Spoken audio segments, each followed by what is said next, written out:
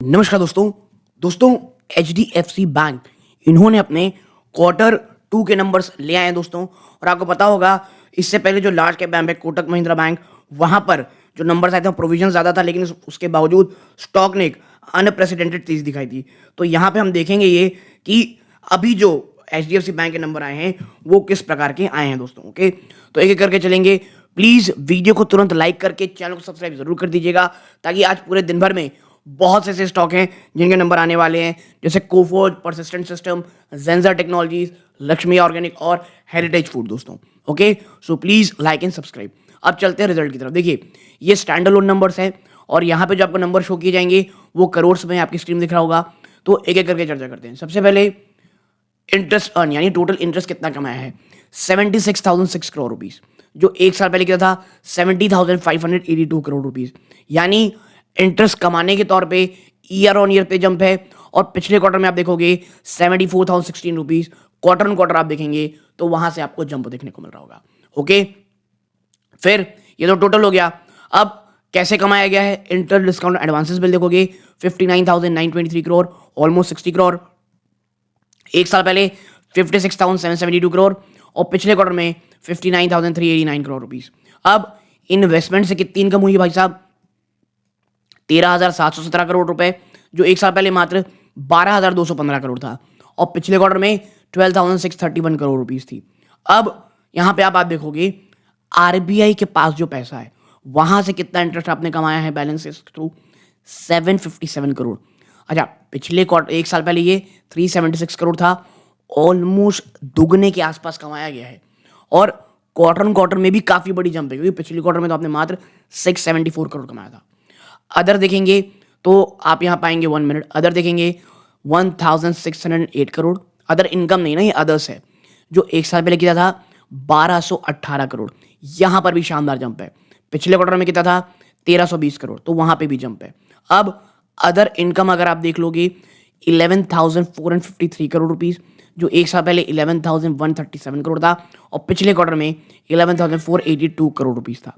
Okay, और आप इन सबको जोड़ लेंगे ना तो टोटल इनकम आपका आएगा 87,460 करोड़, जो एक साल पहले 81,719 करोड़ था और पिछले क्वार्टर में 85,499 करोड़। यानी आप देखेंगे क्वार्टर क्वार्टर तो जंप है ही, ईयर ऑन ईयर भी बहुत अच्छा जंप है ये।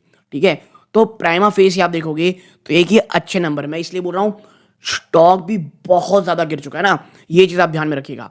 अब इसको कमाने के लिए आप कह सकते हैं कितना खर्चा किया गया, इंटरेस्ट खर्चा किया गया है 45,353 करोड़ रुपीस, जो एक साल पहले 42,111 करोड़ था। अच्छी बात क्या है, ईयर ऑन ईयर में कोई बहुत बड़ा जंप नहीं आ गया है, इतना बड़ा जंप नहीं आया कि भैया ऐसा लगे कमाई चली जाएगी, नहीं, क्वार्टर क्वार्टर में भी जंप है। ठीक है, 43,903 करोड़ से जंप है। अब ऑपरेटिंग खर्चे कैसे रहे हैं, जिसमें एम्प्लॉय कॉस्ट आता है और अदर ऑपरेटिंग एक्सपेंस आता है, कितना है, टोटल है 17,106 करोड़, जो एक साल पहले 15,961 करोड़ था। तो यहां पर एम्प्लॉय आप कह सकते हैं ऑपरेटिंग कॉस्ट में बड़ा जंप है। और सबसे बड़ा जंप कहां है, एम्प्लॉय कॉस्ट में 5,351 करोड़ से बढ़ करके ऑलमोस्ट 60,000 करोड़ रुपीस आप दे रहे हो। तो इन सबको करके टोटल एक्सपेंडिचर, जिसमें आप प्रोविजंस और कंटिजेंसीज को हटा लियो, आपका आया है 62,460 करोड़, जो एक साल पहले 58,072 करोड़ था और पिछले क्वार्टर में 60,793 करोड़ था। और ऑपरेटिंग प्रॉफिट जो निकल गया प्योरली ऑपरेशन फंड में, यानी भैया हमने इतना लोगों को इंटरेस्ट दिया, उस इंटरेस्ट को कमाने के लिए इतना खर्चा किया, तो हमारा जो ऑपरेटिंग प्रॉफिट आया प्रोविजन और कंटिजेंसीज पहले वो कितना है 25,000 करोड़। एक साल पहले 23,647 करोड़ रुपए था, तो वहां पे जंप है।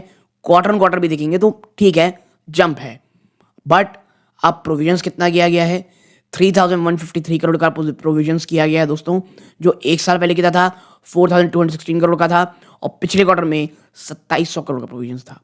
और यही कारण है कि profit from ordinary activity before tax आपको कितना आया है 21,846 करोड़, जहां जो आप कह सकते हैं बढ़ोतरी दिख रही थी, आप देखें काफी अच्छी थी, लगभग 1,500 करोड़ के आसपास की, या आप 1400-1500 करोड़ के आसपास की आप कह सकते हैं। वहां से ये घट करके 21,846 करोड़ हो गया है, जो एक साल पहले 19,430 करोड़ था। पिछले क्वार्टर में ये 22,005 करोड़ था, तो क्वार्टर क्वार्टर में आपको गिरावट देखने को मिल रही है। और फिर टैक्स एक्सपेंस के बाद आपका जो net profit for the period आता है वो आता है 16,735 करोड़, जो एक साल पहले 16,372 करोड़ था और पिछले क्वार्टर में 16,820 करोड़। तो देखिए, no doubt year on year बढ़ोतरी है, क्वार्टर क्वार्टर बढ़ोतरी है, लेकिन देखिए ये उस प्रकार की बढ़ोतरी नहीं जिसको देख करके एकदम से वाह आए। लेकिन मुझे ये लगता है ना कि जब मैं वीडियो रिकॉर्ड कर रहा हूँ कि जो स्टॉक है एचडीएफसी बैंक का, वो कहीं ना कहीं एक बार थोड़ी बहुत आपको ऊपरी स्तर में ही दिखते हुए देखने को मिलेगा निचले स्तरों से। प्लस आपकी जो ईपीएस है वो 21 रुपये 80 पैसे आई है, डाइल्यूटेड ईपीएस, जो एक साल पहले 21 रुपये 49 पैसे थी। और पिछले क्वार्टर में देखेंगे तो वहां से तो कमी है, जो ऑलमोस्ट 22 रुपये पहुंच गई थी। ठीक है, 21 रुपये 58 पैसे। अब देखते हैं एनपीएस का क्या हाल है। तो आपका जो ग्रॉस एनपीए आया है 1.42% पे है। कितना? ग्रॉस एनपीए 1.42% में है, जो एक साल पहले 1.26% में था और पिछले क्वार्टर में 1.36% था। आपका जो नेट एनपीए आया है 0.46% पे है, जो एक साल पहले मात्र 0.3% में था। अच्छा, ये एचडीएफसी बैंक इंडिया का सबसे बड़ा लार्जेस्ट प्राइवेट सेक्टर बैंक में जो एनपीए है वो कम होने की बजाय लगातार बढ़ रहा है। ठीक है, अब कोई वो रिटेल निवेशक ऐसा होता है जो क्षणिक चीजें देखते हैं कि हाँ भाई ये हो गया, स्टॉक शायद ऊपर चला जाएगा। बात ये है कि जो एनपीए का इश्यूज है वो जा नहीं रहा है। इस बार भी जो प्रोविजन बढ़ाया गया है वो ऑलमोस्ट 3,000 करोड़ के आसपास किया गया है। ठीक है, तो ये एक चिंता का विषय है। हम ऊपर चलते हुए प्रोविजन फिर देख लेते हैं। मैंने 3,000 करोड़ बोल दिया है। प्रोविजंस जो कंपनी ने यहां पर रखे हैं, देखिए 3,000 करोड़ से ऊपर का है। ठीक है, क्वार्टर क्वार्टर वापस से आप जंप दिखा रहे हो, मोर देन 10% का जंप है ये। ठीक है, year on year no doubt काफी अच्छा गिरावट हुई है, बट क्वार्टर क्वार्टर वापस से आपको यहाँ पे जंप देखने को मिल रहा है।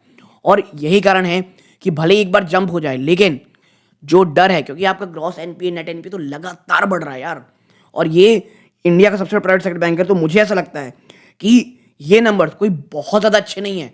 और जब हम सेगमेंटल वाइज में जाएंगे ना, तो आप पाएंगे यहाँ पे 1 मिनट आपके ट्रेजरी से कितना रेवेन्यू आया है। 14,664 करोड़ था, वो बढ़ करके 15,428 करोड़ आ गया है। पिछले क्वार्टर में देखेंगे 14,567 करोड़ था, तो वहां से जंप है। रिटेल बैंकिंग जहां 64,774 करोड़ का था, वहां से बहुत अच्छा जंप दिखा करके ऑलमोस्ट 72,000 करोड़ आ गया है, जो पिछले क्वार्टर में 70,000 करोड़ था। तो रिटेल बैंकिंग में काफी अपना नेट बढ़ाया है।